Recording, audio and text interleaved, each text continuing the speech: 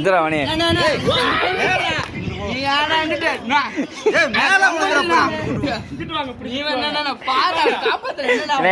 நீ எந்திரிச்சுக்கிட்டு வா அப்புறம் பாத்துக்க.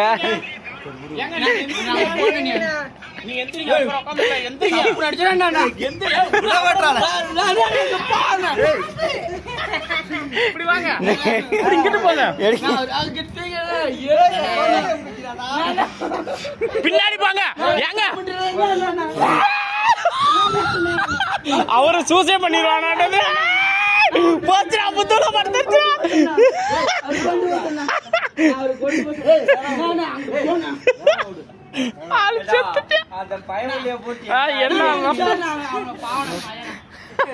குன்னால பாரு வீடியோ எடுக்கிறாடா இதாடா டார்கெட்.